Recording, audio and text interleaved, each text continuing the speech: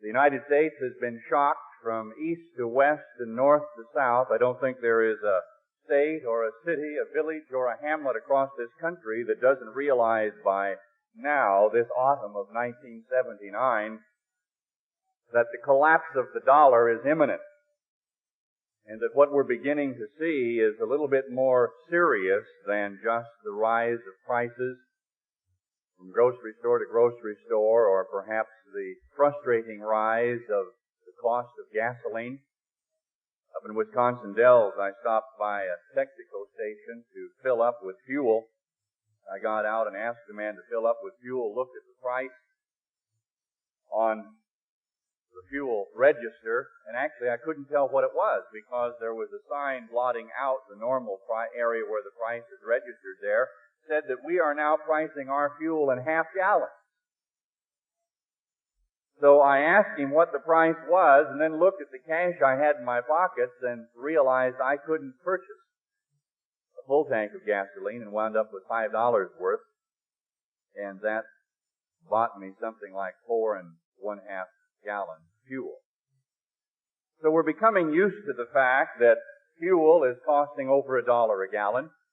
But it's a whole lot more serious than that, and it's come to the point now that the average American, as he is called, is even considering investing in this unusual commodity called gold. And we have seen the price of gold go up and up and up over the past few years, and finally it peaked out last week at about $450 an ounce, at least for a few hours. And we think that gold is becoming more valuable. And actually, gold is no more valuable per ounce today than it was 10 years ago. When $35 US would buy an ounce of gold, it's not that gold is becoming so much more valuable. It's not that people suddenly have discovered that gold has value, that it has worth, that it's worth more today. It's just simply that the value of the dollar has plummeted so. It costs a great deal more in terms of United States dollars to purchase a simple ounce of gold. No, the explosion of the price of gold, the prime interest rates in the United States now being over 13.5%, the energy crunch, which is not only causing gasoline prices to rise in the United States, but actually is threatening the existence of entire national economies abroad. We've seen gasoline go over $1 a gallon here, which is shocking to us, but actually it's been well over $2 a gallon in Europe and other areas around the world. In some relatively little known areas of the world, it's even up over $5 and $6 per gallon right now. And so in preparation for the Feast of Tabernacles next year, Mr. Armstrong is beginning to feel that we may need to add 2 or 3 or 4 more sites, because we fully expect the price of gas to go to $1.50 a gallon and eventually $2 a gallon, and eventually we'll be paying exactly what they are in Europe. Over $2 a gallon, maybe before the Feast of Tabernacles next year. And when that kind of situation develops, the President may very well invoke the powers of gas rationing in the country. So it is becoming a problem that every individual across this country recognizes. The threat of war is also imminent. We went out to make the world safe for democracy in World War I. We repeated that in World War II. And why on earth the government at that time didn't simply tell the rest of the world to disarm, I don't know. We can't do it now. Secretary Kissinger just recently said that it has come to the point that our previous plan for defense stalemate of the military situation with the Soviet Union, called our Mutually Assured Destruction Program, or MAD for short, is actually mad. It is actually an insane policy that no longer is valid. And we have already informed the nations of Europe that it's going to be impossible for them, unrealistic for them, any longer to look to the United States for protection from the Soviet Union, or even from other nations, I suppose, within Europe from time to time, depending on how political alliances change and the balance of power changes. But the threat of war is ever present. Mr. Armstrong will be going to China in October or November of this year for a very important series of meetings, a very important trip. But at the very time he's in China, China may literally be at war again in Southeast Asia. Once more trying to teach the nation that we have thought of as North Vietnam, the Vietnamese, a lesson about their border disputes. Pakistan has now startled the world by announcing that it has the capability to create atomic weapons, and very proudly has stated the fact that they are now the first Islamic country with the atomic bomb. Will they use it in their long-standing border disputes with the country of India? Will they at some point in the future attempt to settle the differences and to somehow redress the embarrassment that the Pakistani government suffered in its defeat in the hands of the Indians just a few years ago, perhaps? But this world is now seeing the proliferation in what we called at one time virtually third world countries, and felt that those countries would always be incapable of developing the major weapons that the major nations have. But now we see the proliferation of atomic weapons, even printing some of the basic information about how to develop a hydrogen bomb in some of our recent literature. I think it was in a Newsweek or U.S. News magazine here not too long ago. Africa is still aflame, even though three of the most barbaric despots, perhaps in the history of the world, have just recently been removed from government in some of the black nations in the central belt of Africa. Nevertheless, border disputes, tribal difficulties, and differences threaten the possibility of the outbreak of war day in and day out across that heavily populated section of Central Africa. The Middle East is a tinderbox. In spite of what President Carter and the leaders of Israel and Egypt have done, the Middle East still remains a very troubled spot. And an important magazine in Germany recently made the following statement. Die Welt, which means simply the world, but it is an influential magazine and a very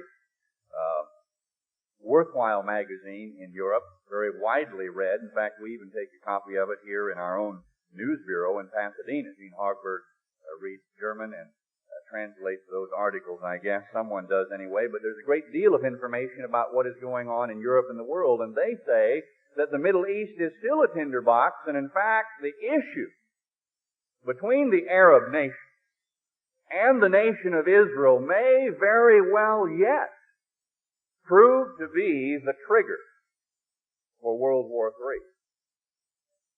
And so in spite of all that has been done, in spite of the United Nations, which really is a failure of a grand effort, which has already been recognized as the defeat of a grand ideal, and has no real power, no real influence, is unable to establish or to bring world peace. In spite of all that has been done since World War II, now even national magazines are hazarding the statement that we may very well be on the brink of World War III right now.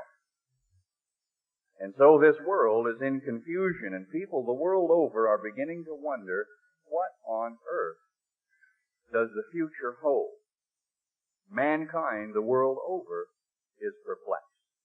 A whole lot more so. There's a great deal more unrest in the world today, and even across this wealthy nation of ours, than there was last year at this time during the Feast of Tabernacles. But over the past year and past year and a half, the church has also been shocked by the realities of living in the end of the age. We've seen the departure of Ted Armstrong and a number of ministers in the church. We have been hit by the state of California with a monumental lawsuit involving even the establishment of a receiver on our own grounds, in our own buildings, with armed state troopers. And immediately following that catastrophe, and eventually the removal, bodily anyway, of the presence of the receiver from the Ambassador College and Worldwide Church of God grounds, we went into a cash flow crisis. That cash flow crisis affected every facet of the work. It certainly affected us in the festival office, because there was a period of time when the receivership was still in office on our grounds that he literally refused to allow us to prepare for the Feast of Tabernacles. He took office, if you can call it that, or established himself on our grounds about the 4th of January this past winter, and that was the very week, or just preceded the very week, all of our housing officers, all of the individuals going out to sell advertising, to sponsor the brochure, so that we don't have to pay for that out of festival funds that all of you send in, but we can still give it away free, were to go out to the various festival sites. But he stopped all travel, wouldn't let us go, and continued to put it off, not allowing us to go about our work for the festival all the time that he was there on the grounds. And then the cash flow crisis hit after that, and we had to postpone again, simply for lack of funds, until the very last minute, I guess you could say, in preparation for this Feast of Tabernacles. And as I mentioned, the final brochure or two came off the printing presses in Dallas about 2 or maybe 3 days at the most before this festival began. So the church has been shocked awake by the realities of living in the end of the age. Well, brethren, how are you? What about your family? What about your mind, your attitude, your outlook, as we heard about in the sermonette? How are you coping in this time of worldwide and international confusion, and this time of increasing persecution upon the worldwide Church of God? Let's turn back in 2 Thessalonians to a scripture. I want to read 2 scriptures here, actually, that have to do with our day and our age and our time. Let's begin in verse 2, where it says that you be not soon shaken in mind or be troubled, because we're going to live through times all around us, everything from pestilence and disease epidemics to rabid animal attacks. Perhaps that kind of thing is even beginning in Los Angeles now, with the kind of outbreak of forest fires that denuded the mountains and the hillsides around the Los Angeles basin area, and now they're expecting with the winter rains perhaps huge mudslides and maybe even floods as a result through certain parts of the city of Los Angeles. Maybe we're beginning that era, that time of great tribulation at the present time. But God says, be not soon shaken or troubled by all the problems and difficulties that you may face, because the day of Christ, and that's referring to the end of the age, that's referring to this time in which we live now, this time in which Mr. Armstrong emphasized the importance of this Feast of Tabernacles in 1979, saying that maybe for us, for you, for me, for all of us keeping the Feast of Tabernacles worldwide, that it may very well be the most important and the most significant Feast of Tabernacles in 1900 years. You may think, perhaps, well, Mr. Armstrong is trying to get us stirred up for the feast, or he just wants us to get our minds on the feast, and is it really that important? Is it really that significant? And could it be, even? With only comparatively a handful of people observing it, if you include all 60 festival sites around the world, even if you include all 100,000 plus of God's people across the face of the earth, that doesn't make a dent in the world's population, does it? Do you believe, Mr. Armstrong, it could possibly be right that this may be the most significant festival since Christ? Is it possible with only 100,000 people? Well, we'll see before we're through today. But it is.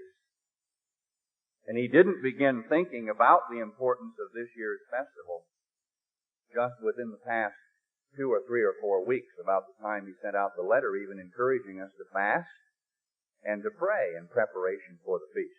But he began thinking about it all the way back in June, just after the day of Pentecost, when he wrote the articles for this magazine. We have to produce them, or he has to write them, and many things have to be written that early so that we can get them in the national signatures within the brochure. And so Mr. Armstrong wrote the statement inside the first page where he says that this year's festival may prove to be the most important so far in history, all the way back last summer in June. So his mind has been on the significance of this Feast of Tabernacles for many months, probably about the time you were just beginning to wonder, well, where might we go for the feast this year, and start to get your application in. He already felt and put that in print that this year might be the most important. Let's go on a little bit further here concerning the church. And notice, beginning in verse 3, let no man deceive you by any means, for that day, that is the return of Christ, shall not come except what? A warning to those of us in God's church. And we've already begun to see this prophecy come to pass. Because God says, for that day shall not come except there come a falling away first. We've already seen individuals leave the church, whether in the ministry, whether membership, maybe members of your family, maybe close friends. I've had close friends, no relatives at this point, but I've had close friends leave God's church over the past year or year and a half or 2 years, and probably so have all of you. There's probably not a local congregation across these United States that has not had one or more individuals over this period of time, as the confusion in the world, as the pressures and problems begin to press down upon us a whole lot more individually as we begin to be dragged into the events that will lead into the tribulation at the end of the age through things as simple as the price of gasoline and the cost of food at the grocery store. And the fact that many people can't afford to transfer to festival sites this year, so even some of our colder areas up north are full again, instead of seeing them transfer to maybe some of the areas where the weather is a little bit more enjoyable simply because they couldn't afford to do so. Well, let's notice this verse 15, because what we're concerned about for us today is not a morbid discussion of individuals who have left God's church, because the Feast of Tabernacles is to be one of rejoicing. It's to be a time of being up, of being excited, of looking ahead to what this particular festival represents. But notice what God says concerning stability, concerning strength. In verse 15, He says, Therefore, referring to the problems and the difficulties that I've already read in verses 2 and 3, at the end of the age, during the time in which we're living right now, just prior to the return of Christ, therefore, brethren, stand fast. Well, how can you do that? What key is there? At least the one key that I want to emphasize here today. What is one of the keys to standing fast, regardless of whether friends or relatives or others leave God's church, to hold on to the salvation and the eternal life that God has promised to every one of us, to hold on to that resurrection or opportunity to be in the resurrection that will usher in the time of the millennium, which this feast is picturing. God tells us to stand fast, and one of the keys, one of the foundational principles to be being able to be stable and to hold fast is this. For He simply says, hold the traditions which you have been taught. Well, brethren, if we're going to remain stable, if we hope to remain stable through these troublesome times, because we're living in times that are going to be a whole lot different than what the church has experienced up to this point, of being able to meet in large festival sites with 6, 8, 10, 12, 15,000 people, all of us with 10% of our income in our pockets, when it meant something. When we could afford fine hotels and motel rooms. When we could afford better meals, perhaps some special wines, a bottle of champagne. When we could have people into our hotel rooms or take another family out to dinner and have plenty of money left over and even send in what we've always in the past called excess. Second tithe. Well, there's a whole lot less excess second tithe this year. And next year there's going to be even less as we suffer the ravages of inflation. No, we're coming into a time of disease, of floods, of earthquakes, of political turmoil, of crime, of upset, of racial violence? How can you hope to remain stable during those times and cling to the promise that God has given to you? Brethren, if we're going to remain stable, we must, season by season, strengthen ourselves in these annual holy days. If you're going to remain stable and be steadfast and grow and be able to fulfill your part of the commission that God has given this church during the next several months, immediately following the Feast of Tabernacles, then you've got to strengthen yourself spiritually at this festival. And not let it simply become something that we grow accustomed to. With a little bit more money in our pockets, meeting friends from other churches and congregations, ball games, amusements, dinners out, a bottle of wine, that sort of thing.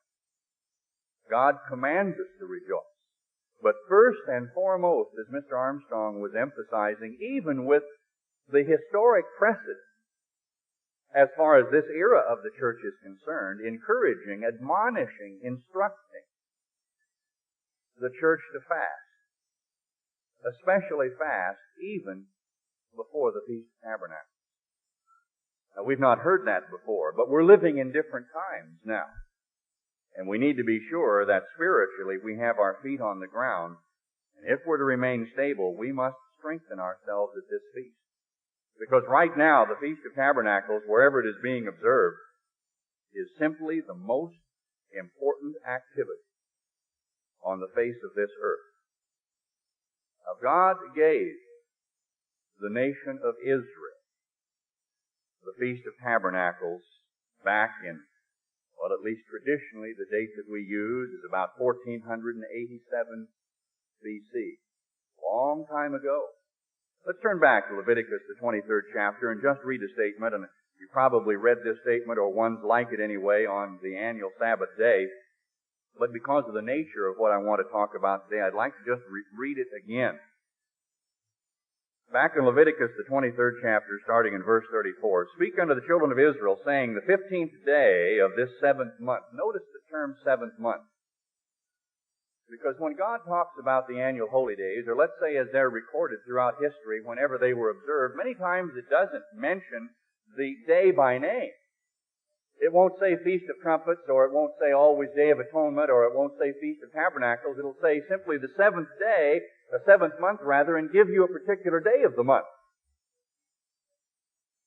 And by noting which day of that 7th month, you know exactly what those people were doing by what's discussed there. So this fall festival season, the third of the seasons, completing, as we picture them, the plan of God, this one in particular, representing the millennium which is to come, was to begin in the 7th month on the 15th day of the month. Well, from the 15th day, 7 days through the 21st of the month is the Feast of Tabernacles. 22nd of the month being a separate feast, the last great day. And on the first day, verse 35, shall be an holy convocation. You shall do no servile work. In 7 days you shall offer an offering made by fire. And on the 8th day, a separate annual festival, the 8th day, or the last great day, is the 22nd of the month. These, in verse 37, are the feasts of God in which you shall proclaim, shall proclaim to be holy convocations. Now, God gave the annual festival days to Israel for a reason, just as He gave them to us. I think sometimes we wonder, well, now, did those people back in the Old Testament keep? I'm not talking about the offerings here now, but I'm talking about the instruction for the annual Sabbath days apart from the offerings that God added to them. After Israel had rejected certain instructions that God had given them. But did the people, the counterparts, let's say, of us in the Old Testament, the prophets and the servants of God, did they observe these annual festivals at all as we do today?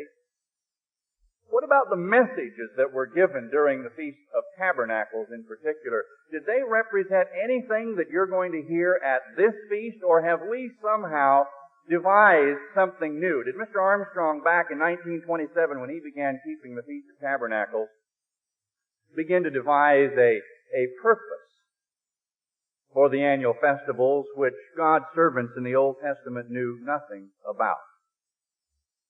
Are we the only people who have ever understood the meaning of the Feast of Tabernacles?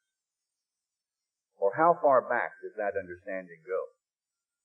Now, God gave these festivals for a particular reason. Number one, they pointed to the true God. And apart from observing these annual festivals, we'll see here shortly, you cannot even identify God. Apart from observing the annual festivals, you cannot separate the difference in your mind as a human being, limited as we are to 70 or 80 years of human life, physical existence, not understanding the beginning, or certainly when we're converted, understanding the end of all things, and even now with prophecy, seeing, as Paul said, through a glass darkly. But apart from these annual festivals, you can't even tell the difference God shows us between Satan and Christ. And yet any Christian church, I suppose, worthy of its salt today would deny that. And yet all you have to do is look at the confusion from one so-called Christian church to another. They all don't believe the same thing. How could they all be right? These annual festivals are one of the most important heritages of God's people in any age. One of the most important gifts that God gave us in restoring His way to this earth in this era of the church are God's annual Sabbath days, all three festival seasons. And in particular, as we're observing this, the Feast of Tabernacles. And the Feast of Tabernacles and its observance, or the lack of it, has been significant throughout history. The people in history who kept God's Feast of Tabernacles recognized the identity of God. The people who did not keep God's Feast of Tabernacles lost all knowledge. In spite of how much they had been given, in spite of the promises that were given to them, they even lost all knowledge of God. And those people, even after what God gave them here, have lost that knowledge to this day. Well, the second reason that God gave the annual holy days to His people was to reveal God's plan. Because He began here at this point, now, suddenly, to deal with a nation. In the past, in Abraham, and Isaac, Jacob, some of the prophets and servants of God, even before that, Enoch and others. But He began now to deal with a nation, and the progressive revelation, or let's say the revelation of God's plan, was progressive throughout history. We as a group today, because of the fact that we have the entirety of the Bible to look back on, from the first chapter of Genesis all the way through the book of Revelation, we today, because of the fact that revelation is progressive, as a group, probably understand more as to the meaning and the significance of God's annual holy days in this end age than any other similar group throughout history. We're going to take a look at a sermon that was given during this Feast of Tabernacles just a little bit later here this morning. But I want you to notice, before we get into that, one of the most tragic decisions that has ever been made since the creation of mankind. The only decision, the only error made by any individual that would even begin to compare to significance of what we're going to read back in 1 Kings, the 12th chapter, would have been the decision of Adam to reject God's way right in the beginning. But we're going to see here an entire nation, the nation of Israel, the northern kingdom by this time, because remember, God allowed the division, actually caused the division of the nation of Israel into the two areas, the northern kingdom, known as Israel, the area of Samaria, the southern kingdom, known as Judah.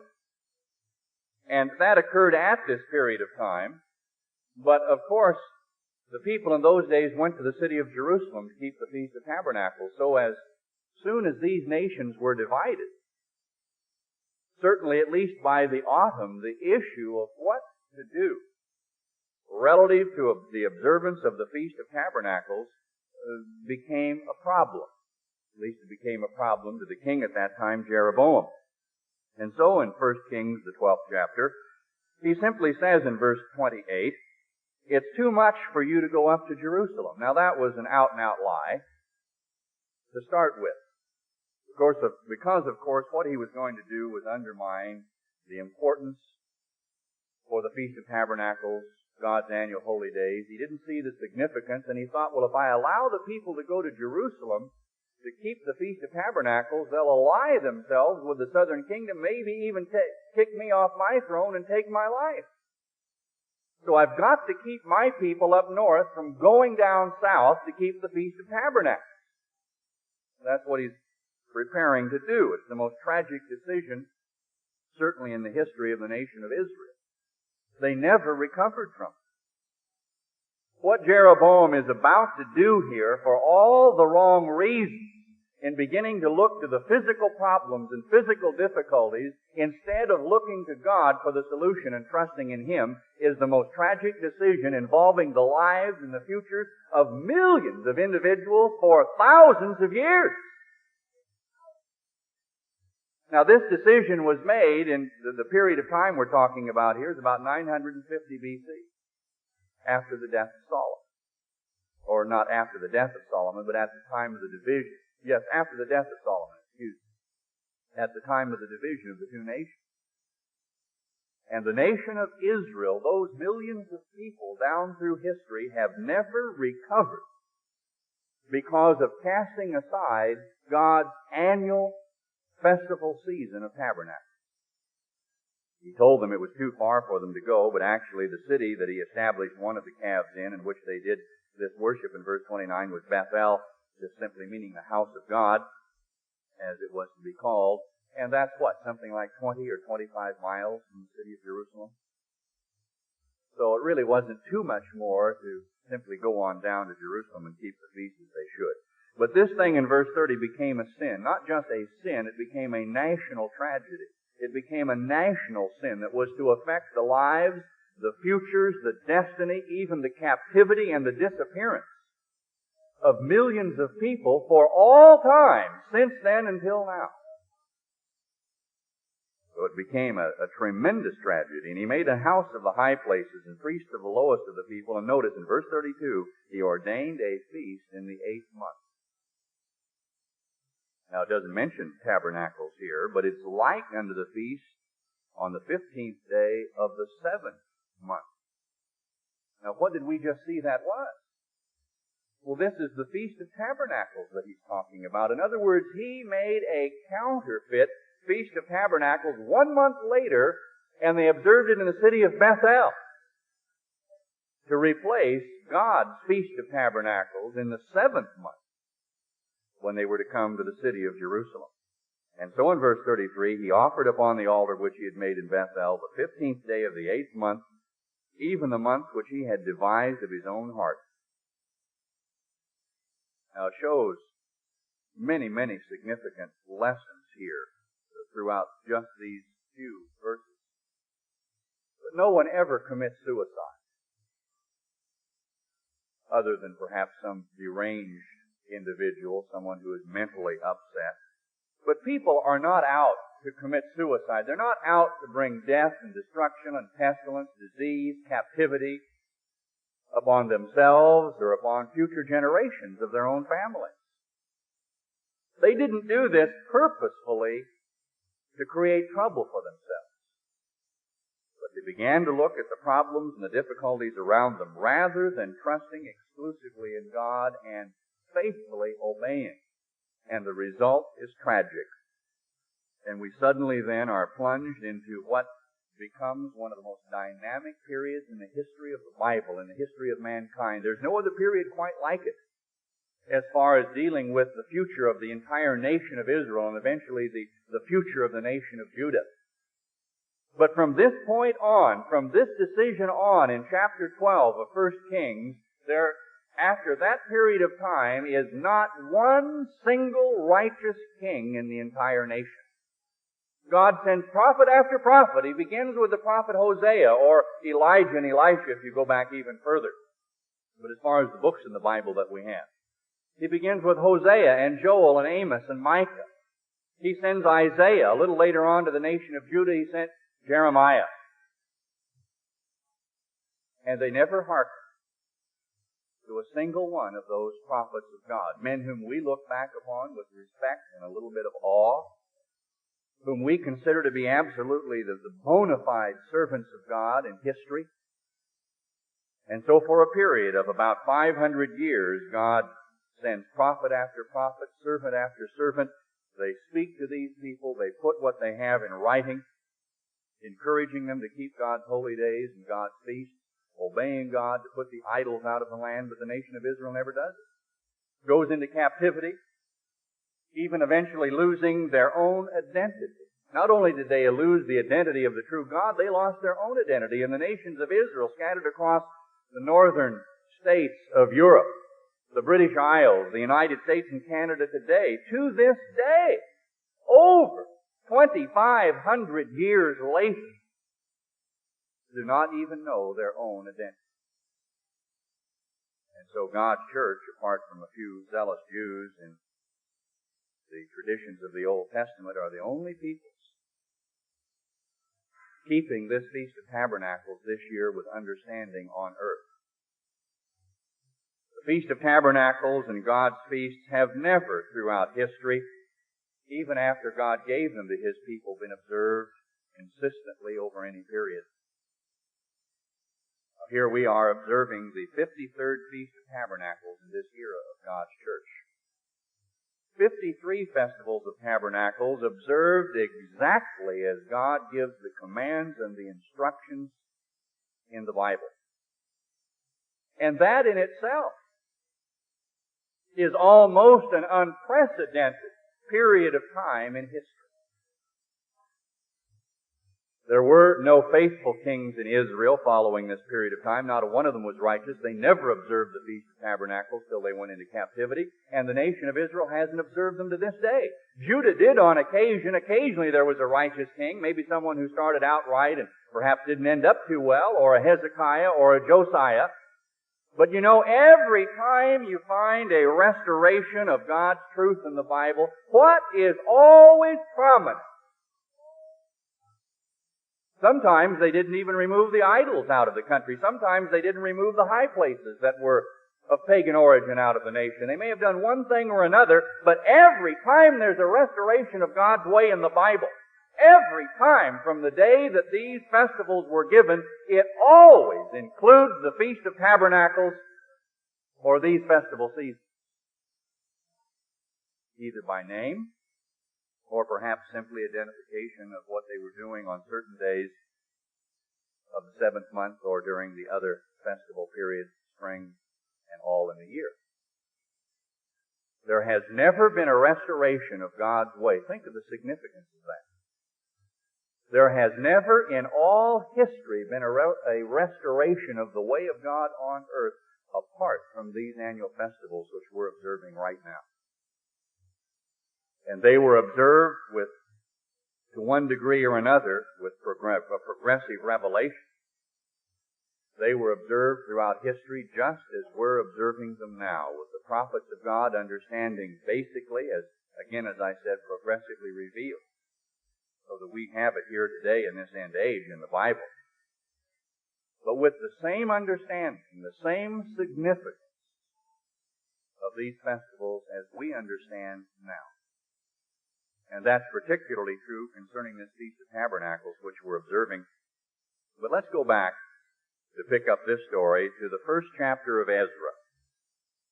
Now we're jumping ahead again a little bit rather quickly in history, and I'm just going to give you some general dates, not because they're necessarily important as to whether they're accurate to one year or another, but so you'll get a feeling of where we are in time. Israel is now in captivity. They've been gone for a long period of time, a couple of 100 years. The nation of Judah, following the death of Josiah, has gone into captivity. Jeremiah has already gone to Ireland to the north and effected the healing of the breach between the tribes of Pharez and Zara, which you've read about in Mr. Armstrong's booklet on the United States and British Commonwealth and Prophecy. Daniel has gone into captivity. Ezekiel has gone into captivity. And a number of years have passed, and we're down to now about 538 BC. Almost 70 years from the initial stages of the captivity of Judah and the destruction of Jerusalem. And God authorizes a restoration of His way, of His religion, back in the city of Jerusalem, which still lies desolate. The temple has been destroyed, the city has been burned or ravaged to the ground, and the walls still lay flat. A desolation reminiscent of the punishment then that God brought upon these people because of the transgressions of His laws and the rejection of His way. Well, now this is obviously a bona fide restoration in the history of Judah. Are we going to find them keeping these annual festivals? Is it even possible? Is it even possible for a restoration, a reestablishing of God's truth on earth apart from the annual holy days which God's given us? The answer is no. It's not. And perhaps the significance of God testing Mr. Armstrong from 1927 for 7 years in keeping the Feast of Tabernacles, the annual holy days, even though he was ridiculed and laughed at, virtually spurned for 7 years, just himself and his wife, probably a whole lot more important than we might realize, because he proved at that time, as God was going to use him to restore His truth to this earth in the end of the age, he proved that Mr. Armstrong would be faithful to these annual holy days. Because if we begin to veer away from God's annual holy days, we'll lose the identity of God. And we'll lose the knowledge and the understanding that God has given us as far as His plan. And we simply cast ourselves adrift to follow our own reasoning, our own ideas, which ultimately will lead inevitably to tragedy, as occurred with ancient King Jeroboam when he cast away the knowledge, the understanding of the festivals and substituted his own counterfeit feast. But this is a restoration, an important period in the history of the Bible, closing out this dynamic 500-year period, which is unique in history. But in verse 1 of chapter 1, in the first year of Cyrus, and again, as I said, that's probably about 538 BC, the decree went out to rebuild the temple in Jerusalem. In verse 2, He has charged me to build Him an house in Jerusalem and Judah, which, of course, lies desolate at that point. In chapter 2, verse 1, Zerubbabel, and we'll see his name a little bit later, verses 1 and verse 2, left to go back about 535 BC with some 42 to maybe 50,000 people, including, as it said, porters and servants and others, a small group of people, comparatively, a whole lot smaller than we are keeping the Feast of Tabernacles this year. There are more people keeping the Feast of Tabernacles in the United States than went back for this restoration in the 500s BC. Well, what was one of the first things they did? Let's notice chapter 3, verse 1. One of the first things they did when they got back to Jerusalem to carry out this commission of God, when the 7th month was come, that's this month that we're in now, that's the month that contains trumpets and atonement, tabernacles, and the last great day. They gathered themselves together as one man to Jerusalem, just as we're gathered here. As one man in the Ozarks, as one man in the Dells, or the other festival sites that we have. And in verse 2, at the very end of the verse, they kept this festival as it is written in the law of Moses, the man of God. And in coming back in this restoration, you're going to find they were very particularly careful that they observed the feast exactly.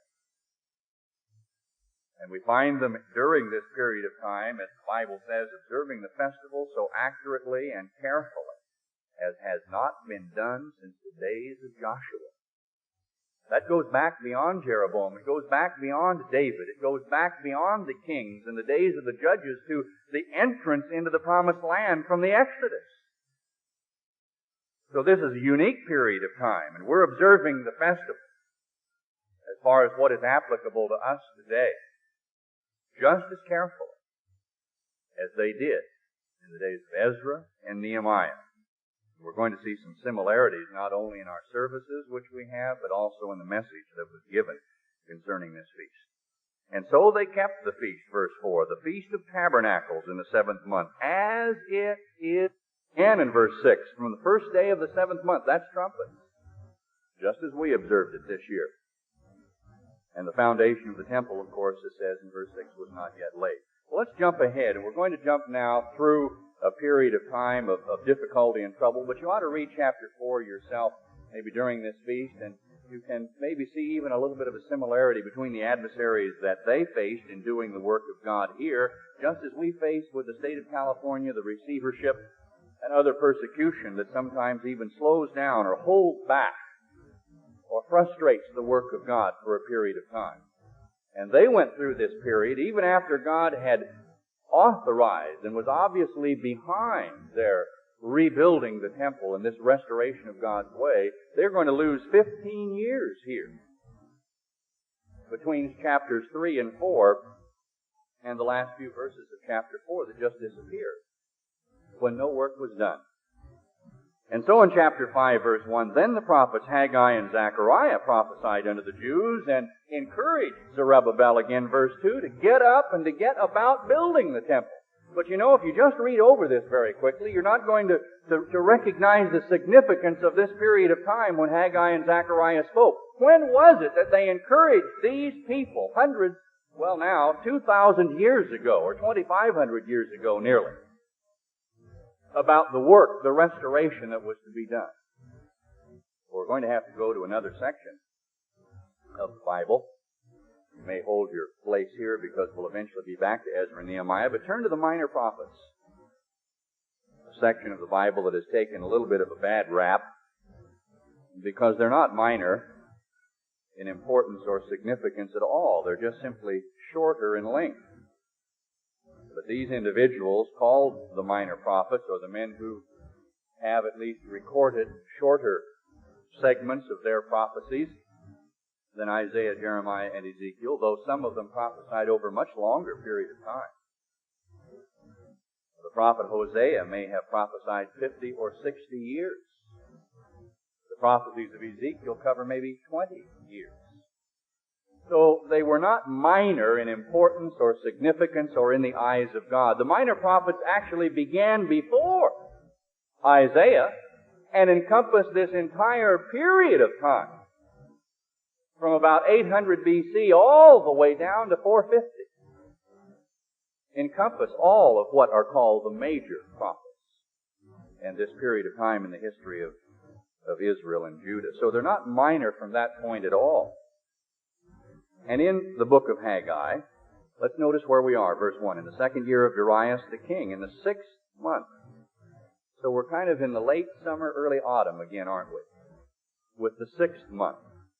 That's when Haggai began to speak, when Zerubbabel was stirred up by those prophecies.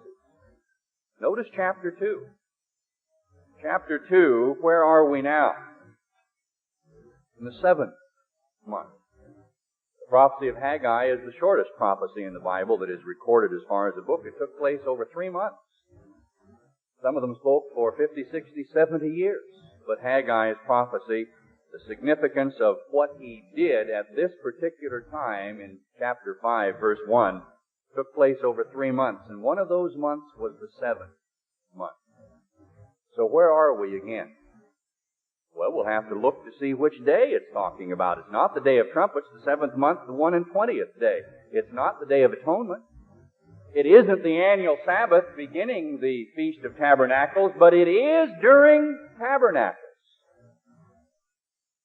And it's the very last day of Tabernacles, not the last great day, because that's a different subject than we're going to find included here. But the last day, which would be what? It would be Friday this week, Thursday night and Friday. Well, let's read a little bit more about what was said. In verse 2 he said, "Speak now to Zerubbabel." Obviously we're talking about a type of meeting or service because of the people involved. He did not just go privately to Zerubbabel and Joshua the high priest and speak, but he went to both of them and to the residue, that is, those people brought back in this restoration, to the residue of the people. And remember, we're during the Feast of Tabernacles, when they had meetings, when they kept God's holy days as they were written. And what we're going to find here are excerpts of a sermon during the Feast of Tabernacles nearly 2,500 years ago. God's recorded for us a sermon, a message given by the prophet Haggai about 2,500 years ago. Now, it's not all here. You don't know how long he spoke. You don't know whether he stayed within the time limit, let's say, that we normally have for sermons during the feast, or whether he really gave them a shot and maybe kept them there in the middle of the afternoon. It just doesn't say. And all we find are significant highlights, and it's so reminiscent of sermons that Mr. Armstrong has given, because it includes two basic things. It includes the meaning of the Feast of Tabernacles and why they were there and what God is going to do in the future, and applied that in type during this restoration to the era in which they live, and urged them to participate in God's work at that time. Now, how many times have we heard Mr. Armstrong at the festival, going back however long? Maybe some of you were back in the early days of Big Sandy in the middle 1950s. Others of you have heard Mr. Armstrong in these recent tapes last year and this year, and he'll talk about the meaning of the day, but he always includes our purpose, doesn't he? He always talks about the work. Now, is that some kind of business that we just do in this day and age, or have God's servants always done that during the holy days? And the answer is they've always done it. It's not some gimmick in the 20th century, but it's been inspired by God at all times when His servants, the prophets, were at the festivals and speaking. And so we find the sermon beginning in verse 3.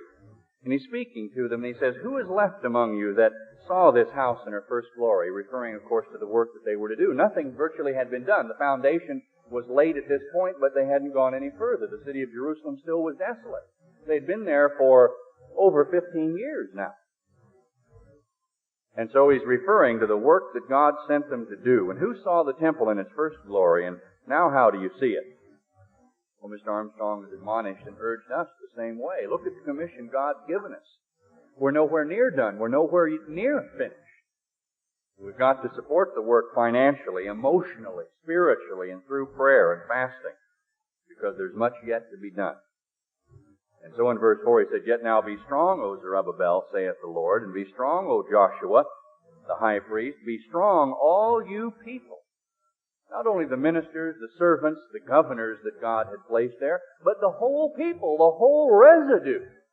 Even in the keynote address, Mr. Armstrong talked about supporting him, but how important our responsibilities as individuals are.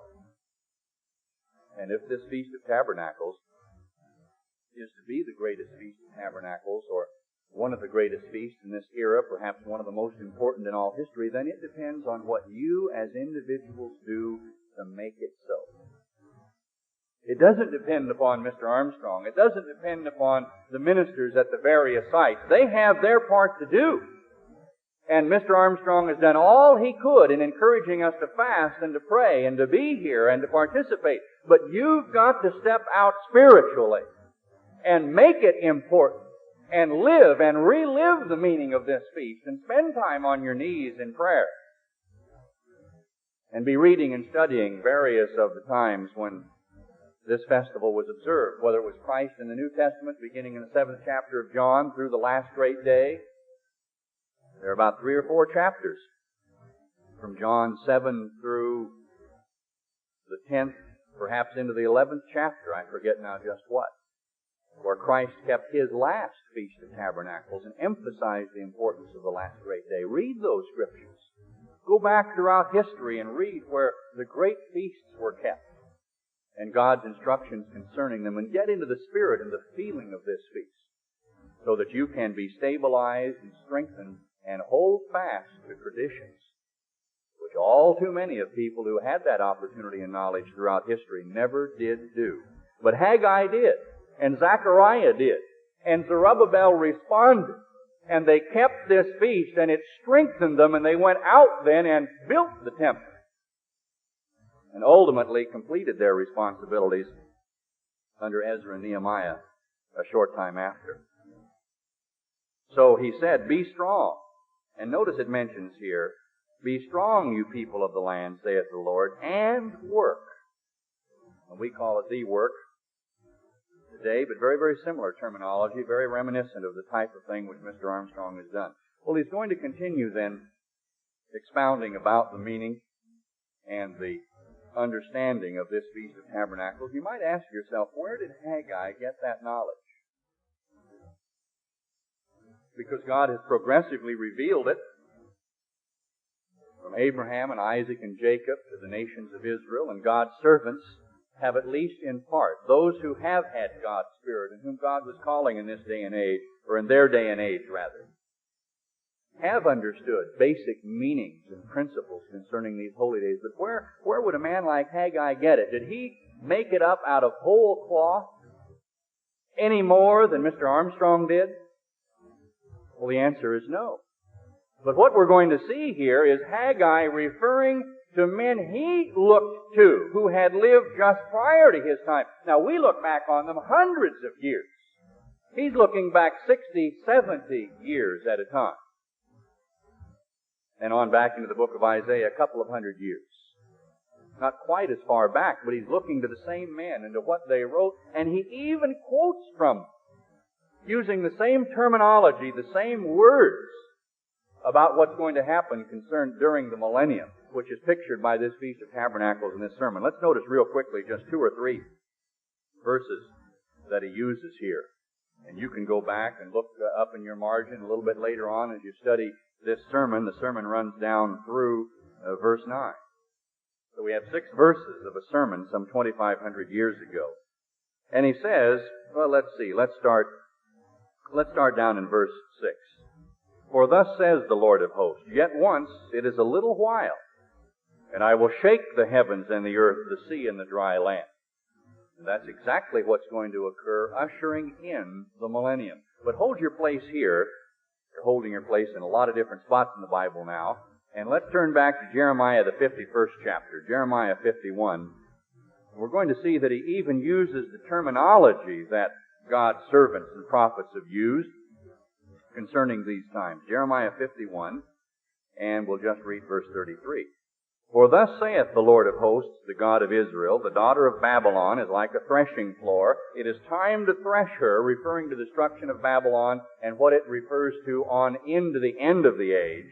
Prophecies for a long time in the future as well concerning the end of this age. And notice he says, yet a little while. Yet a little while, and these things are going to occur relative to the destruction of Babylon and ushering in the millennium at the end of the age, even using the same words, the same kind of terminology. Over in Joel, another one of the minor prophets, as they're called, in the book of Joel, the 3rd chapter, verse 16, the Lord shall roar out of Zion and utter his voice from Jerusalem, and the heavens and the earth shall shake. Well, that's exactly what the prophet Haggai is saying. And Joel wrote before Haggai, back at the same time of Hosea and Amos, and a little bit before Micah, about the time or just before Isaiah, before Israel went captive. So we're looking back 200 to 300 years now. Same terminology, the same message, which Haggai then used, and which we find him paraphrasing, quoting, in this sermon on the 21st of the 7th month during the Feast of Tabernacles. And so he says, the heavens and earth shall shake, and the Lord will be the hope of his people and the strength of the children of Israel. Let's go to verse 7. And I'll shake all nations, Haggai said, and the desire of all nations shall come, and I'll fill this house with glory. Well, is that referred to by any of the other prophets, or did Haggai make that up out of whole cloth? What he's talking about here is how to pay for, how to sponsor many of the developments and the growth and the rebuilding, the reestablishment in the millennium, providing food and clothing? Of course, the answer is yes. Turn back to Isaiah, the 23rd chapter, and we'll find a scripture here. Isaiah 23, verse 18. And her merchandise and her hire, referring to Babylon or Tyre, shall be holiness. In other words, God's going to consecrate that, confiscate it. And it shall not be treasured or laid up in the future. Her merchandise shall be for them that dwell before the Lord, even providing people to eat sufficiently and for durable clothing.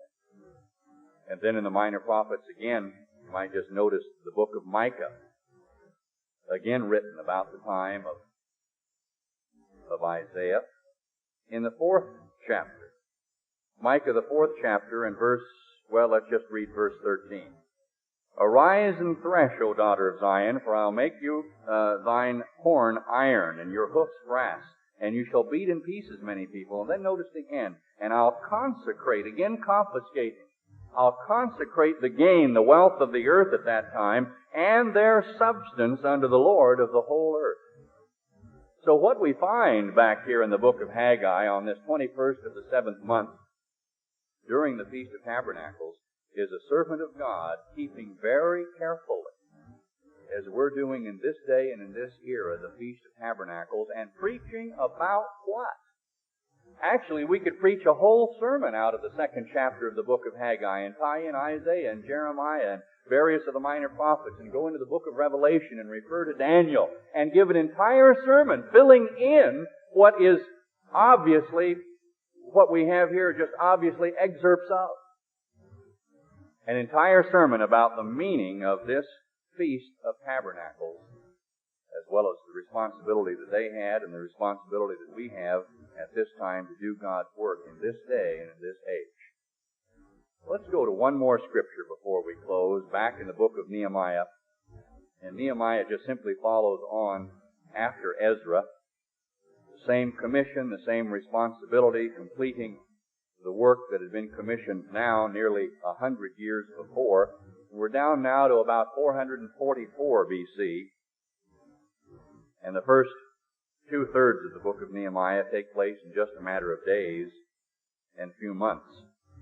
But let's see what they begin to do in chapter 8 and starting in verse 1. And all the people gathered themselves together as one man in the street that was before the water gate. Whenever people are in a right attitude in serving God, you might notice it always refers to it that way, because they're giving their allegiance to God, to His law, and to His way, and they're there with one mind. They're there as one man, regardless of how many they might be. How many are we talking about again? Well, they came back with 42,300 and some, I think it was. We're talking about, in size, a group much smaller than this Feast of Tabernacles this year. And they gathered unto Ezra, and Ezra spoke from the law of God. And in verse 2, notice, all that could hear with understanding were there, when, upon the first day of the 7th month, that's trumpets again, just as we observed a few days ago. And notice, we're going to see here how closely our services today are patterned after what these people were observing, again, about 2,500 years ago. And he read therein before the street that was before the water gate, from the morning until midday. Well, now it's approaching midday here, and I've about run out of time. We're very, very careful about the length of services and not going way over even during the holy days themselves. But these people were there from morning till midday, just as we are during the festivals. And those that could understand, the ears of all the people were attentive unto the book. Notice verse 4, and Ezra the scribe stood upon a pulpit of wood. We do exactly the same thing. We're not before the water gate, but we're in God's house at the Ozarks or St. Pete or wherever it may be designated. But it's the same kind of thing, standing up where people can see and hear. A pulpit of wood. In verse 5, Ezra opened the book in the sight of the people, for he was above all of them, so they could see him, and the people stood up. Now, do we ever stand up in our services? Surely we do. Notice verse 6, because Ezra was blessing God. Ezra was leading the congregation in prayer. The great God, and all the people answered after he had blessed God with Amen. And our services begin and end the same way exactly today. Lifted up their hands, they bowed their heads as Ezra blessed or prayed to God and worshiped the Lord with their faces to the ground. And we do exactly the same thing. And then they preached and caused the people to understand the law. Verse 8, so they read in the book of the law of God distinctly, or, as that could be translated, with meaning or with interpretation, explaining what the significance of these days are. That's exactly what happens on every holy day. We always explain the meaning of what that day means, of what its significance is, and renew it and refresh it in our minds, live and relive it, and do it with interpretation. And they gave the sense and caused them to understand the reading. And then they continued on to the Feast of Tabernacles. Let's notice the last two verses.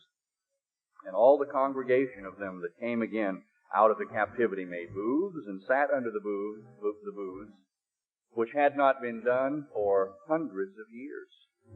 Because it says here, for since the days of Joshua, the son of Nun, unto that day, had they not been so careful in their observance of the festival to even sit under the booths in and around the city of Jerusalem. And there was very great gladness. Why? Well, because they were blessed by God, and by God's Spirit being among them, because they were so carefully obeying Him. And also day by day. Now, what do we do relative to the Feast of Tabernacles? Do we just have a service on the holy days and then we go our own separate ways? Our minds get off the purpose of this feast, off the reason why we're here? No. We have a service from morning until midday every day of the festival, and two services on the holy days, on the Sabbaths. But these people kept the feast exactly the same way. In verse 18, day by day, from the first day into the last, he read in the book of the law of God, and they kept the Feast of Tabernacles 7 days. Notice how careful they are to make that distinction, even as Mr. Armstrong has been. And on the 8th day, that's the last great day, a solemn assembly was held according to the manner, in other words, according as God had commanded. Well, brethren, we have the same phenomenon in our day. We're living in a time of restoration. We're living in a time of persecution when there are adversaries. We're living in a time increasingly that is becoming unstable, that's beginning to touch every life and every family in the church. From the energy crunch to inflation to persecution and the difficulties that we all face. How can we remain stable? Historically, how does God show His people, the nation of Israel, the nation of Judah, God's servants, during any restoration, regardless of the opposition, remain stable? They always clung to God's annual Sabbaths.